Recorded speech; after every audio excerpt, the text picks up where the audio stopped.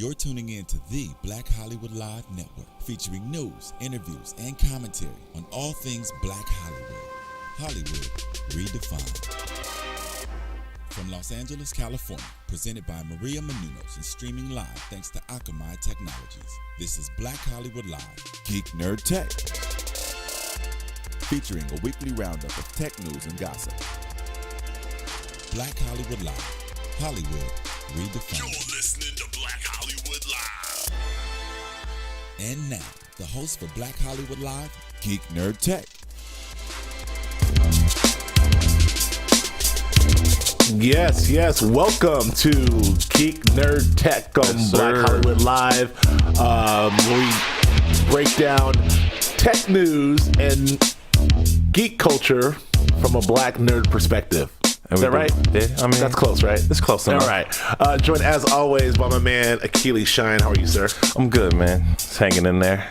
Good. What about yourself? How you living? How was the week? The week was hectic, but it was great. I'm Joe Braswell, as usual. We're gonna run down some tech news and some nerd news, and I'm gonna jump ahead because what we were geeking out on, what I'm geeking out on, I'll get to this later, but I'm just all on the Raid 2. For sure. And I'm late on it because it was out, I didn't see it in theaters. Right. I saw it on demand, and I have it now, and I end up buying it, and I can't get enough. We'll talk about it a little later on. For sure. We're geeking out on and nerd out on. But man, if you haven't seen the Raid, if you haven't seen the Raid 2, I know I've been talking about this film all day, but the Raid 2, anyway, we'll get to that later.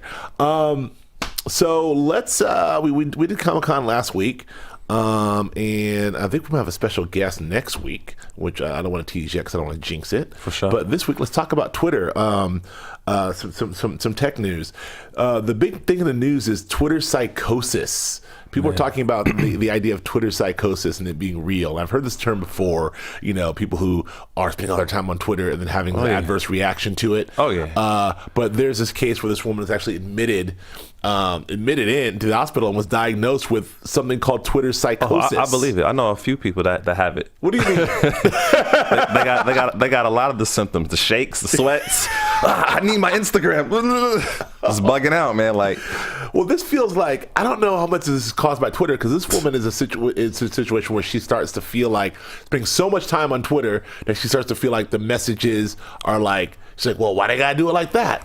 Why is Anderson Cooper doing this to me? It's symbolic. The subtext, I'm reading the subtext and it's telling me to go kill someone. I don't know, it's crazy. That's super crazy. But I don't know, so is this a symptom of the individual in your opinion, or is this really a symptom of sort of like the amount of time that we spend engaged looking at our small screens? I think it's both. I think this story and its extreme effect is with this individual woman, but I think it's affecting us as a society, definitely. I mean, there's pluses and minuses to all technologies, which we always cover on this show. And I think with social media, it kind of takes us away from ourselves. Like, we lose a bit of our emotional, spiritual self when we're always plugged in. So in a way, when your mind is looking at 140 characters or just looking at images quick all day, like, you lose the interconnectivity and the interpersonal relationships that you have day to day. And I think that affects your mind, affects your consciousness, affects how you go about things. And the more extreme it is, the more extreme the result is. You know what I'm saying? Right. I mean, you don't see it. You don't see it as affecting people. It's just, I don't know. We put this as a story. Actually, put it as our lead story, and I just think it's kind of a bullshit story. Like, I just feel like it's one of these things that, Twitter psychosis as a diagnosis. I think that's just a whack BS diagnosis. I mean, do you think people can get psychosis from watching crazy movies all day? Violent images all day? But is there a diagnosis that's called, I don't know, Saw-itis? The Raid 2-itis? I want to karate everyone. Hit people with hammers. I don't know. I get it. No, but I do think there's something to be said about the larger point of how connected and disconnected to society we are, how connected we are to our small screens and our computers and our TVs. And how that would ultimately cause something. I'm sure the folks at Twitter don't like that they're calling it Twitter psychosis. Right. And that means that, my grandma will be like, I heard Twitter gives you psychosis. Right. That's all. So I don't know. I'm not going to be on Twitter anyway. No, but last point for me. Yes. I mean, social media can definitely be an addiction. Yeah, and for sure. As with any addiction, it has negative consequences, and it could lead to suicide. It could lead to mental diseases. Sure. Like, so I mean, it's plausible in my mind. Fair enough. Well, I do want to move on to something we've been kind of talking about. We always talk about the sort of man versus machine, and everything else, and we talk the cyborgs and the wearables and all this other things. And this is sort of a story that is sort of misses what we've been talking about for the last few weeks, which is the wearable, and also the AI situation.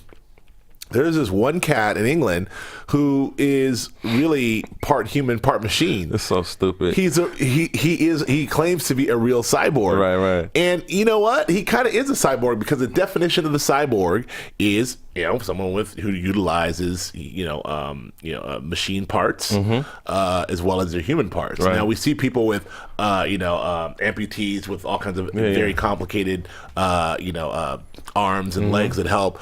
But this guy actually has so just so we know, he has this rare disease, this guy in England who makes him sort of colorblind, and there's color blindness, and let me make sure I got this right.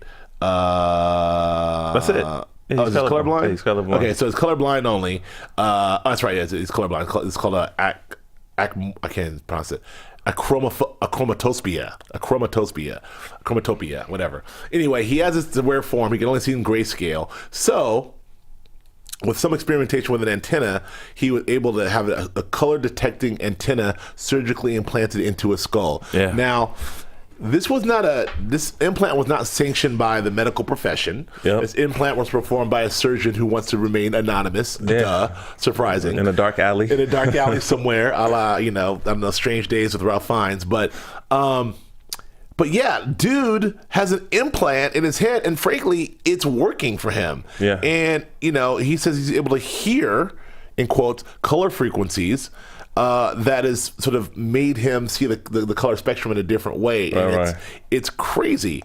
And I think. Oh, sorry. No. This is one quote. It says, "My antenna allows me to detect not only color visible to the human eye, but also beyond the human eye. Yeah. I sense infrared and ultraviolet light from my camera, but also from other cameras from my friends. This is weird. This is scary. My mission is to expand my sensory perception to communicate to this audience through multimedia demonstrations." Right. Like, he wants to be on stage, like, check your smartphone. That was from me. Get that text? That's funny. Go ahead.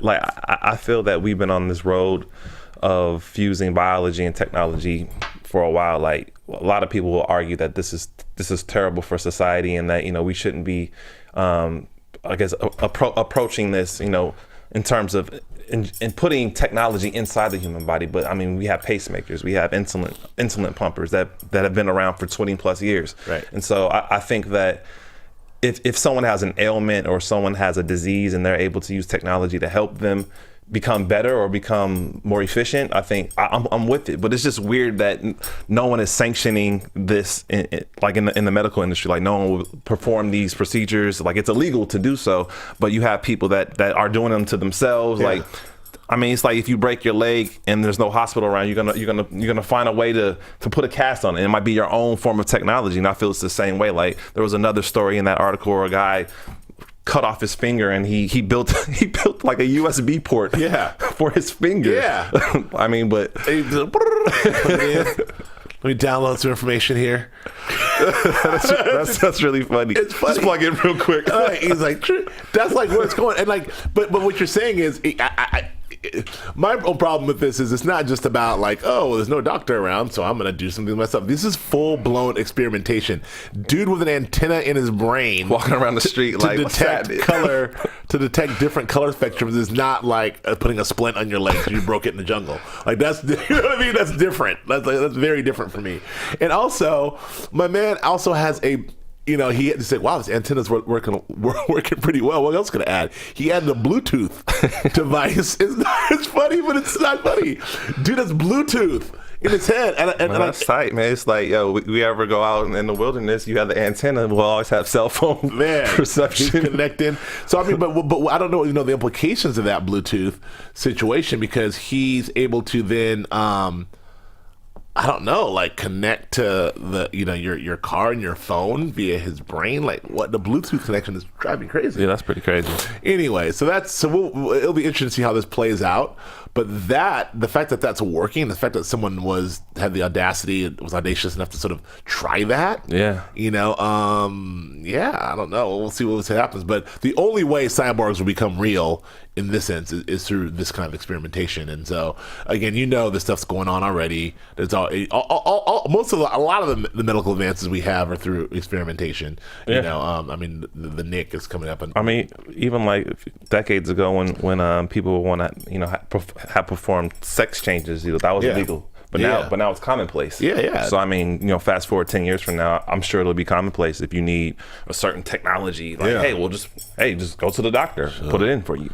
I need a. I'm not going to go. I got there's so many jokes that I would inappropriate. Okay, so let's move on. So that's interesting. Let's move on to something else we've been talking about a lot, which is the giant war between Samsung and Apple. We've covered this a few times over the few months, and the iPhones versus the Samsungs, and then who's winning that war. And for a while there, Samsung was looking really good mainly because of their price point and their giant screens and all their gimmicky crap they were doing, and people were really sort of using them as an alternative. And there was all this sort of doom and gloom talk, especially with the passing of Steve Jobs, that like Samsung's gonna take over. Well, arguably they are taking over. Okay, well, what I said then, and then what this article in Business Week says, Business Insider says, is that it's pretty clear now that Apple's actually winning that war. Like, what war? The war, basically the bottom line dollar war. The bottom line dollar war of what? This litigation? Sales. Oh, sales. No, sales. The litigation, Samsung. Yeah, I'm talking about the large. I'm not talking about the litigation piece. That's separate. I'm talking about, which we did cover. I'm sorry to be clear on this. I'm talking about who's making more. Which phone will probably go the wayside first. Apple is not going anywhere. The iPhone is strong as ever. There was all this talk that like Samsung's going to take out the iPhone. iPhones suck. No, but if you look at the ensemble of products, Samsung products versus Apple products, Samsung is number one in the world for most sold and for the most amount of money revenue. Yeah, Samsung. But that's what they do. Washing machines, refrigerators. No. I'm just talking about tablets and smartphones. That's it. Yeah, but that is greatly exaggerated. And if you look at the overall picture, but what they're saying is, well, it's just trending. Samsung. Let me just give you some brief numbers. Samsung slid to 20, their market share slid 25%. They had 35% market share. They're down to 25% market share, and it's trending down. Right? People predicted it may go all the way down to 11% of the market share. Right? Apple is holding tight. So Samsung was the only major manufacturer to drop in number of shipments in this quarter. So they've been dropping. And the main thing that's eating Samsung is two things. Number one, there's all these giant Chinese phone makers, one like Xiaomi, and these other ones who and all this army of Android clone makers who make Androids. Yep. And there's so many Android clones that are so much cheaper that people don't have the need exclusively to buy the Samsung stuff. Of course. Whereas you can't do that with Apple. There's no Apple clones. There's no iPhone clones like people what they're doing. Another thing is that over the years, people have been pushing Apple to drop your prices. Apple has held steadfast in making their product a premium product, but what they've done is, with their older products, they'll drop the price, right? So the iPhone 5S comes out, the iPhone 4S drops to $99. When the iPhone 6 comes out, I'm sure the iPhone 5 will drop to $99. Of course. And that's been doing great for them because all those $99 phones has sold tremendously, and it's also boosted their sales way up. Their premium phones are still selling at a premium, and they're still dominating. I'd be interested, just again, because from what I've read in terms of the market share, not just this quarter, but in terms of the year and the previous years, like Samsung is murdering Apple in terms of smartphones and tablets, and I would be interested to see in terms of what would happen like in the fourth quarter of 2014, like what's going to happen, because I feel like a lot of the Apple products, technology wise, I think they are cloned. They're just not encased in the Apple design, but in terms of the technology that's in it, it's better phones out there, just like with computers. Like you can have a way better PC computer than Apple and for less money.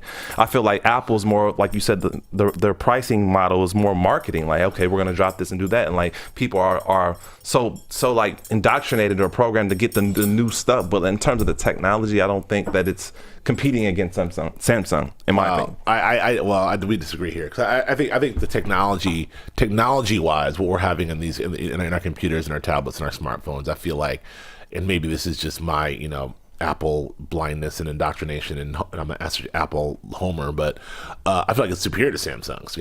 People love the Samsung technology and the Samsung stuff, but the bottom line is what this boils down to is, for Tim Cook, CEO of Apple, is it really boils down to one thing: China. Right. That's it. I mean, China. The sales in China of Samsung are down like something like 50%, while they're up 28% in China for Apple. So, and then you have other emerging nations like Brazil, Russia, India. That's it. They call them the BRIC countries. Brazil, Russia, India, and China. I think that's all they really care about. If they're dominating in the BRICs, then the war's over.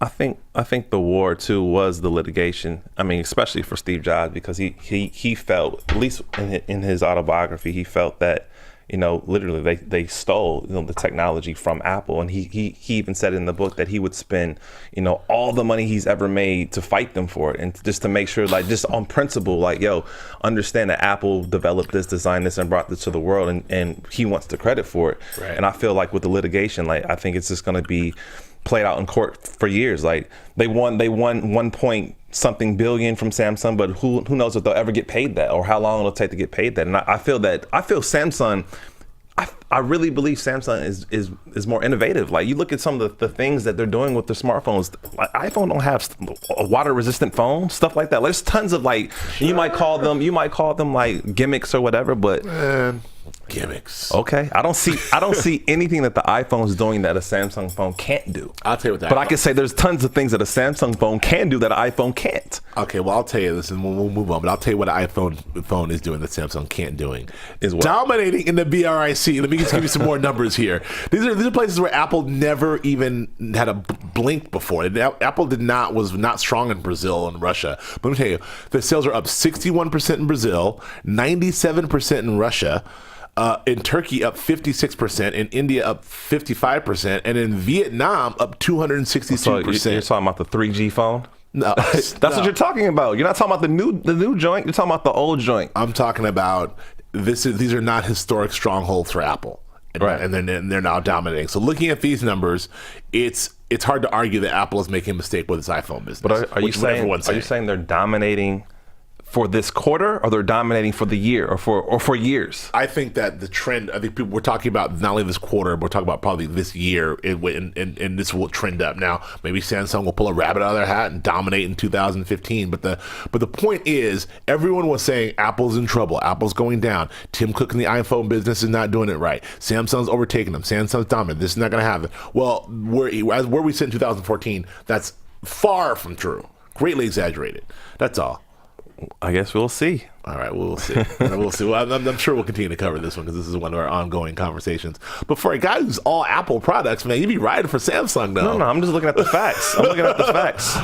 Like I like the marketing aspect of Apple. I like the design. Yeah. I like the usability of it. However, when I look at some of the Samsung products, they're interesting to me, and I see things that are like, oh, their marketing is interesting. Their marketing is innovative, right. And I feel nowadays more people have a Samsung phone than an Apple. Like if I have a friend that has money and they want to buy a new phone, I think they're going to buy a Samsung, or they might buy both. I don't know. All right. Okay. Fair enough. All right. So let's move on. So one of the stories that really caught my interest was the story about the web. I mean, the internet sort of becoming our they're calling it sort of the external brain, and what it means to our kids. And it really just looks at, this is crazy.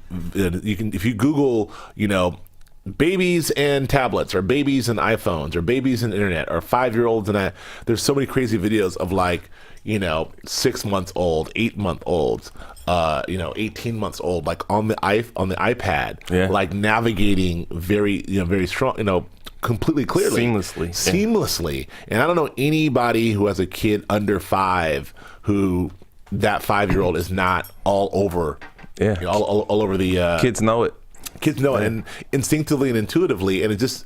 And, you talk about, I remember, we came up, well, I'm older than you, so I came up in a time of dial phones, rotary phones, and then obviously the push button, and then obviously, cell phones, the emergence of pagers, of course, then two-way pagers, then cell phones, then texting, and then the proliferation of, the internet and emailing and everything else. But my kids grew up in, my oldest kids grew up in a world of cell phones and texting, you know. I mean, that's the world that that grew up in. And my youngest kid grows up in a world of social media, and she does not know anything other than Instagram and Facebook and social media and how the ways to communicate. Yeah. So kids younger than this literally are coming up on devices, right? And I didn't have that stuff. You didn't have that stuff. I mean, but in a way, you did. You had more than what your parents had and what your grandparents had. Blocks. Hey, but that's army men. Yeah. Yeah. And I think this story is more so about how we as humans learn, how we process information, and it kind of broke down the brain. The brain is the same from our earliest ancestors from 50,000 years ago, but the difference is that how our neurons are synapsing now with what technologies we have, because we're able to use our brain in a different way. Right. So if we're using technology which requires us to look at things much quicker, our brain is being executed. The tool is being executed in a different way. So I think a good line from the article says something like, the difference between kids these days and maybe kids 30, 40 years ago is that we're learning, we don't learn slow anymore. We learn fast. Yeah. And I think that's a huge statement. Yeah, sure. But the consequence is we don't ponder, we don't reflect. We're quick. We're quick to learn, so we make quick decisions versus let me reflect on this and take the time, because I don't have the technology to give me the fast result. Right. Let me take the time to figure this out. Right. It's true, and I wonder, I wonder what the effect that will have on us, the long term effect that'll have on us, because the ability to have that sort of deductive reasoning, and be able to analyze situations and then make a decision. Yeah.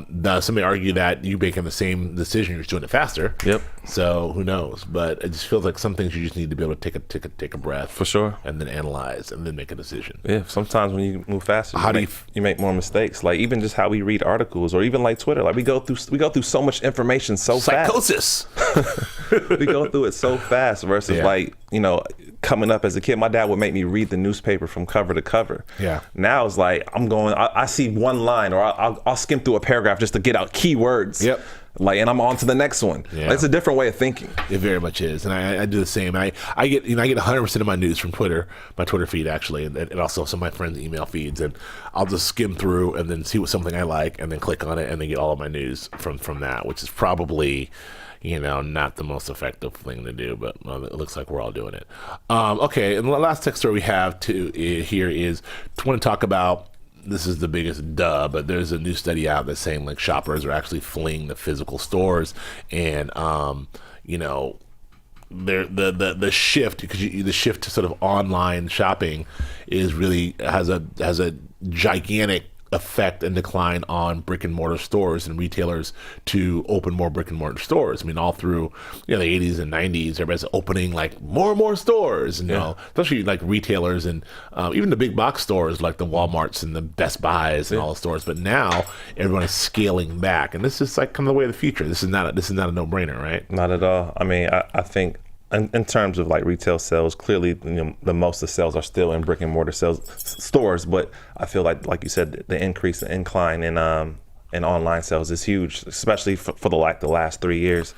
But I think that this study would be more interesting to me if you looked at like smaller businesses or local businesses, because they kind of showcase the big boys, like the Walmarts, the Walgreens, sure. the Targets of the world. So clearly you could buy products online and have the convenience of it being shipped to you. And I think that's what it is. It's a convenience thing. People don't want to waste gas or be in traffic or have to deal with parking. So hey, they can just hop online. And also when you're in the store, sometimes you do impulsive buying. Yeah. You see something that's not on your list and you buy it, versus online. Like you have a list, boop, boop, boop, boop, boom, sent to you, done.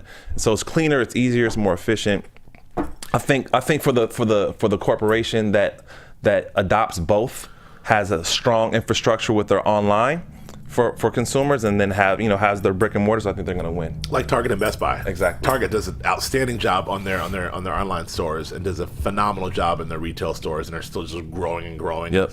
City Target opening in Hollywood right now. They're like City Targets opening everywhere. It's crazy. Same with Best Buy. Best Buy does a great job of their online stuff, and they continue to open these stores in urban and in suburban areas as well. For sure. Walmart is weird because the Walmart culture doesn't seem the same digitally. It doesn't. And also Walmart is just because culturally has a really, really hard time getting into cities. Right. Like cities don't want Walmart because people think Walmart is the devil. So like, in terms of like urban, I don't know. I'm not going to get political here. You can't even pinpoint a Walmart that's close to us. No, there's one. There's one in the valley.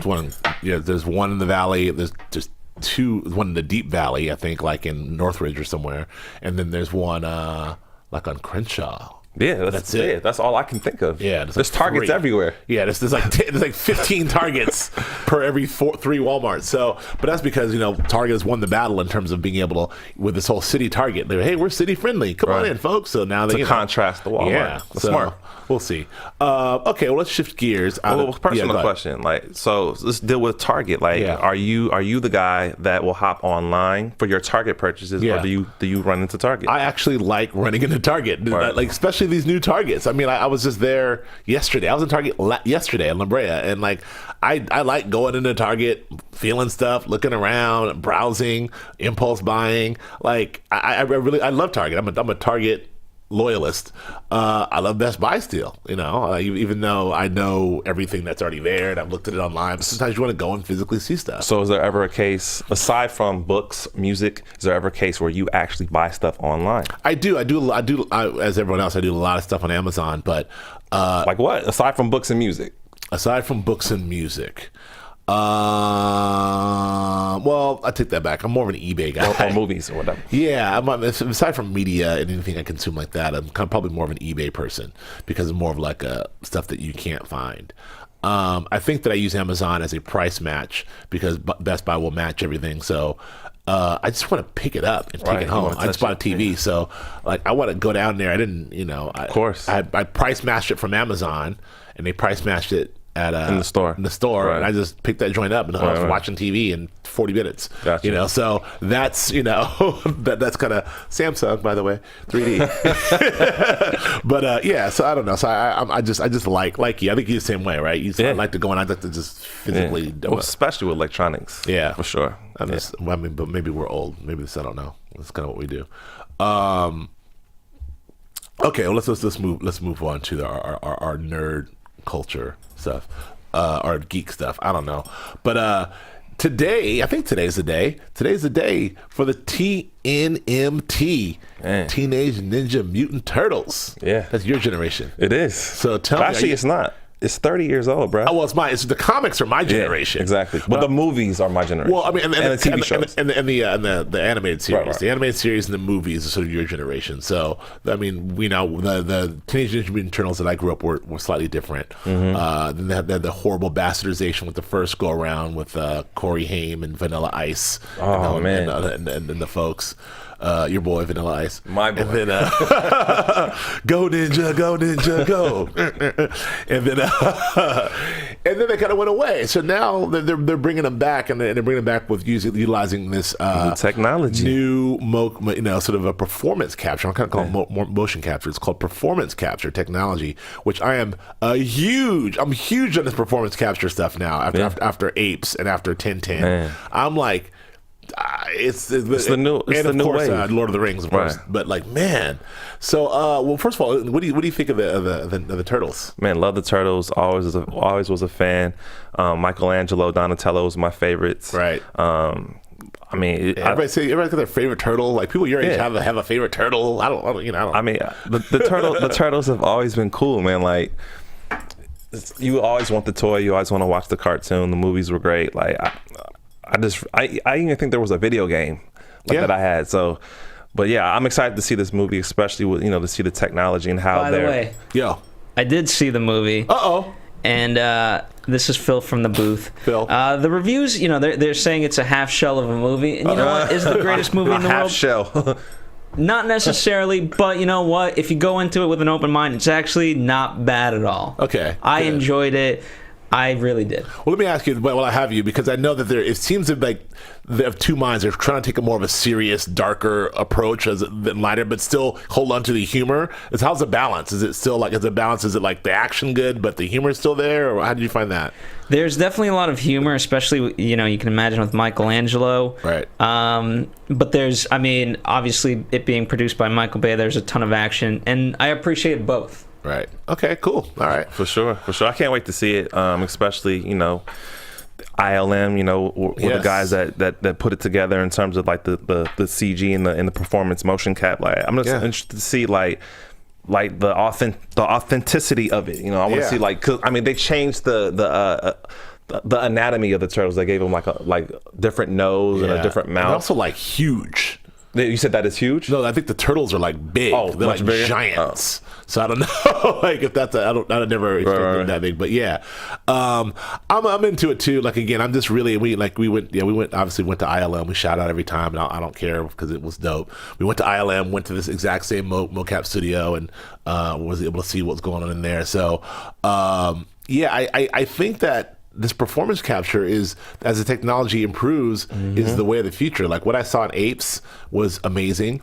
Even with 1010, is amazing. And I'm really looking forward to seeing what they do just from a technology standpoint. That's it. And of course Megan Fox. Because the stuff is looking real, man. Yeah. But I always ask myself though, 10 years ago we said the same thing. So like, is it that our eyes get used to the technology, and like when we look back, that is cheap, or like that looks stupid? Yeah, like, so there's definitely things that I remember thinking like, you go back and then you watch now, and you're like, oh, you're like, what is that? Like, that's really cheesy. Yeah. Like you watch Independence Day lately? I haven't. All right, that's it. That's it. This I don't know. People love that movie, but I'm not one of them. All right, so let's move on. Speaking of our boy Michael Bay, Transformers. We talked a little bit about this movie. We talked about sort of the business side of Transformers and how it was sort of this giant, almost co-production with China, and how they got all this money from China, and how they, use a lot of a version, and even in this version, use a lot of Chinese stars, well-known Chinese actors. They did a lot of crazy product placement. Well, the numbers are back, and it's pretty much a smash success for Paramount, like in terms of finances. They did a great job. $300 million, which is incredible. In 31 days. But there's all kinds of problems that came along with this, with dealing with China, because there's so many unknowns in dealing with Chinese culture. Like, in other words, there's so many brand new, just to run down the list, there's so many brand new theaters, like the whole way of accounting for what the tickets are and how much they cost, and the translation of what they actually cost, and are they getting, credit for them or not, is all weird. But beyond that, there's lawsuits left and right. Like, there's a hotel that's suing Paramount because they felt like they weren't featured prominently enough in the movie like they were supposed to be. There was I think it was like a duck food company, like a duck feed company that was supposed to be featured. Now, a lot of this is like part of what China's shakedown culture, which I think we talked about this before on this movie earlier in production, that whole shakedown move. Now, this is sort of like that duck company who's suing, Michael Bay and Paramount is getting way more promotion they ever would have gotten worldwide. Everybody knows about this stupid duck feed company, but there's a lot of trouble. So it kind of gives you pause on how to deal with China. I think that's inherent in America too. We just don't maybe see it as blatant, but I think the shakedown is everywhere. The corruption is everywhere, and I get the point. But to me, the takeaway from me is, like, if you look at basketball, like the globalization of basketball, there's more people in China that watch NBA games than there are in America. Right. And so now you translate that to movies and box office sales. Like, Chinese want to watch movies. Right. They want to be invested in what we're doing. So like, you got to think of just how this market is going to be huge for actors and filmmakers here to go over to China and to create, just like with the Transformers. Right. I feel that's kind of like the story. You know what I'm saying? I think that's the story, that there's more sales off this movie in China than there are in the States. Yeah. And that's going to continue. And that doesn't have anything to do with the fact that there's Chinese actors and there's Chinese product placement. It's the fact that there's a billion Chinese and they're hungry. And there's hungry for there's movies. Thousands of these new state-of-the-art theaters being built. Yeah. And there's thousands of emerging suburbs and middle class. Yeah. The emerging middle class in China is like off the charts. Yep. And so, I mean, yeah, like there's so many cities that like, you never even heard of, that are like 2 million people, like a mega city, like some weird city in China. Like, I'm like, what's that city? That's like a town in China, it's like but some it'll be a city for province. us. It's like 2 million people, like with 15 theaters, and it's like, oh, okay. So yeah, that's a really crazy market. I don't, but yeah, so it's a success, but it's also a pain in the ass. As you see, Michael Lovitz there. I mean, it's a pain in the ass for Paramount, but it's also a win. So they're still trying to figure out how to do business in China, but obviously we still want that business. So we'll see how that progresses. Let's move on to our guy, Marty Scorsese. Marty.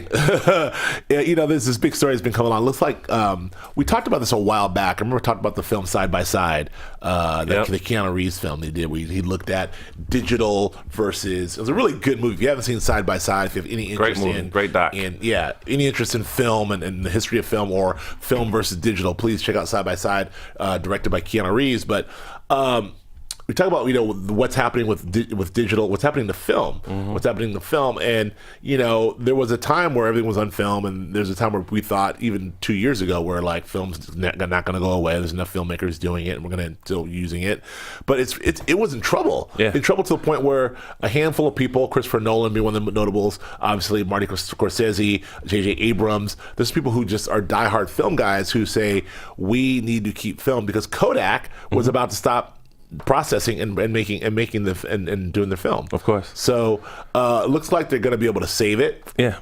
But what do you think? I mean, I think we talked about this on the show a while ago, but I definitely think because of new technology, like for instance, like a DVD or a Blu-ray, maybe 10 years from now will be completely obsolete. No one will have a DVD player. No one will have a Blu-ray player. So how will you play them?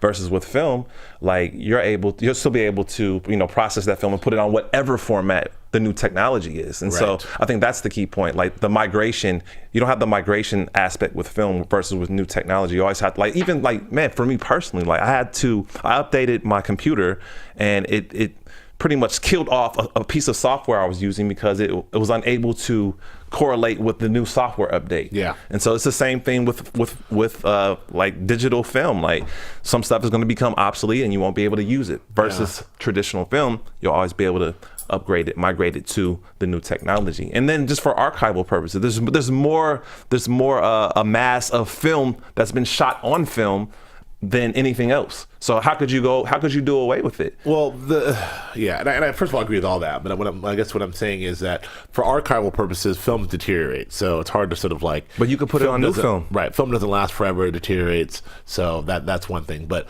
it's a huge point on the digital images are getting are more and more amazing in 4K and beyond. And what we're going to be seeing in the next 5 years in terms of images will be like we already see with some of the 4K TVs we saw at CES or beyond what the human eye can actually process. So, but and also the format stuff we talk about all the time. Like you're right.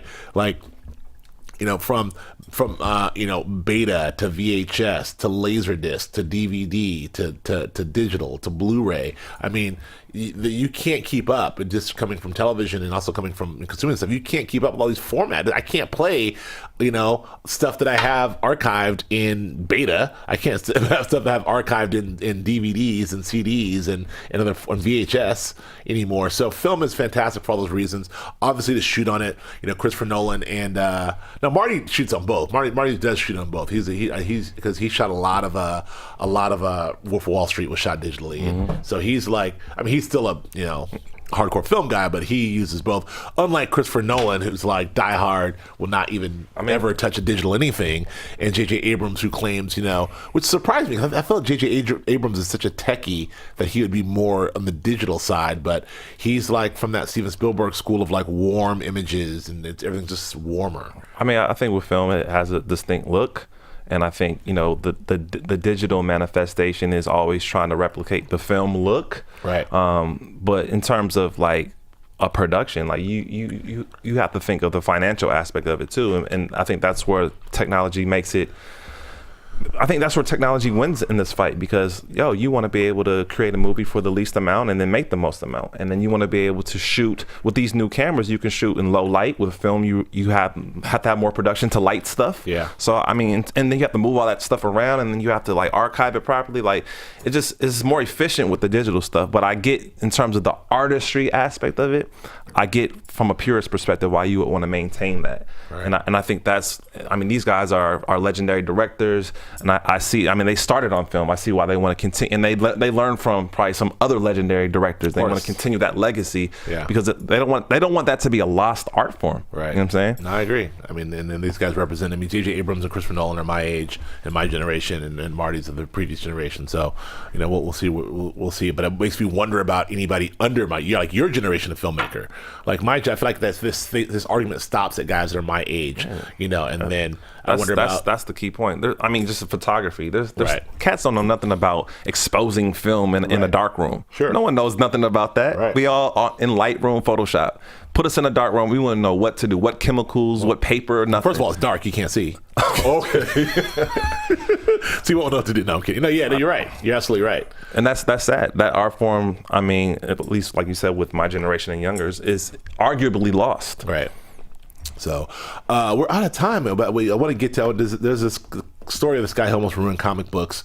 Well, just briefly, there's this one guy, is really profiling this one cat, the psychiatrist named Frederick Wardham, who had this giant book and was a bestseller, talking about how comic books, it was called The Seduction of the Innocent, and his whole thesis was that the cause of violence, drug use, and homosexuality of young people were caused by comic books. and it was like, it was really, really interesting, and it's just this stupid thing, but people really took it seriously, and almost like he almost succeeded in having comics changed and eradicated. Thankfully he didn't, because we wouldn't have cool stuff.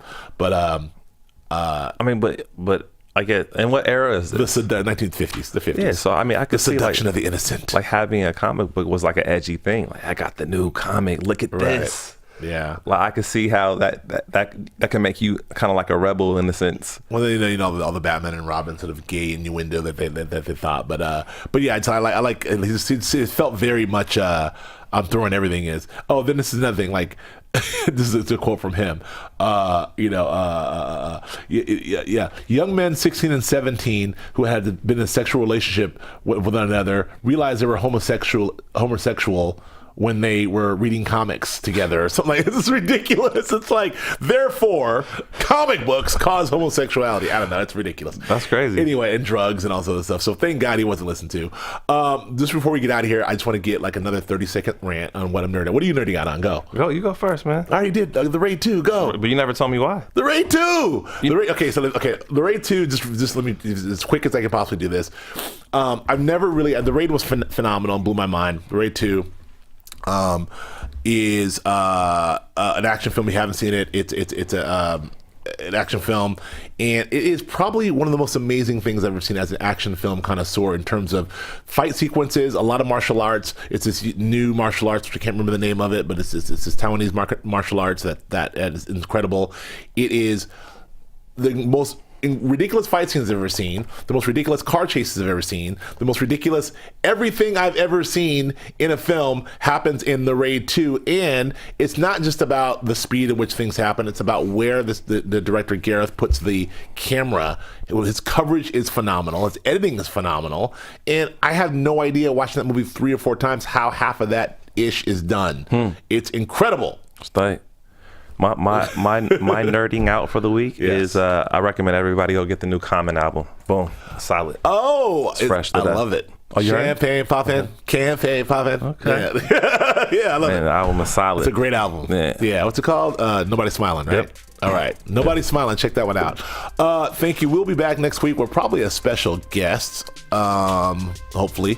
And thank you very much for listening to us and checking us out. Akili, where can we find you? You can find me on Instagram and Twitter at Akili Shine, AKILISHINE. What about you, bruh? You can find me on Instagram and Twitter at Joe K. Braswell at both. Don't get Twitter psychosis checking me out. And we'll see you next week. From producers Maria Menounos, Dario Kristen, Tiana Hobson, Kevin Undergaro, and the entire BHL crew, we would like to thank you for supporting Black Hollywood Live, the first online broadcast network dedicated to African American entertainment. For questions and comments, contact us at info@blackhollywoodlive.com. Like us on Facebook, tweet us, or Instagram us at BHL Online. And I'm your BHL announcer, Scipio. Instagram me at Planet Scipio. Thank you for tuning in. Hollywood Redefined. The views expressed here are those of the hosts only and do not necessarily reflect the views of BHL or its owners or principals.